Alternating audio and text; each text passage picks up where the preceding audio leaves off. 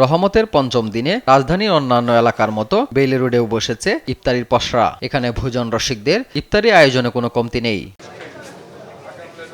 সারি সারি দোকানে সাজানো হচ্ছে হালিম, তান্দুরি, খাসি রেজালা, মাটন লেগ, চিকেন ও গরুর কাবাব, সিঙ্গারা, সমুচা, ডিম ও আলুর চাপ সহ হরেক রকম মুখরোচক খাবার।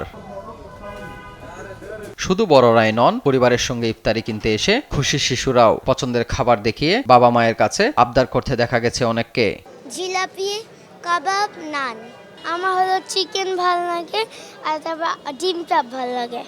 নান, শিক কাবাব, খিচুড়ি, জিলাপি, বিরিয়ানি ভালো লাগে, হালিম ভালো লাগে, সবই ভালো লাগে আইটেমস। দাম কিছুটা বাড়তি হলেও ভালো মানের ইফতারি আইটেম পাচ্ছেন বলে জানান ক্রেতারা। প্রতি বছরই আসি এখানে।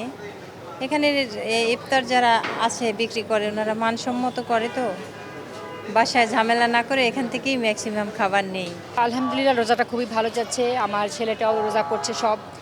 আর ইফতারের সময় এই যে আজকে কিনলাম অ্যাকচুয়ালি ওদের সব প্রিয় নান, শিক কাবাব, এসব জর্দা, আর রেগুলার যা থাকে সেগুলো তো আছেই। বাচ্চা রোজা রাখছে, আবদার করছে রেশমি কাবাব খাবে, রেশমি কাবাব দিলাম। এদের রেশমি কাবাবটা অনেক ভালো। এখনো বেচাকেনা না জমলেও দ্রুতই ভালো হবে বলে আশা করছেন বিক্রেতারা।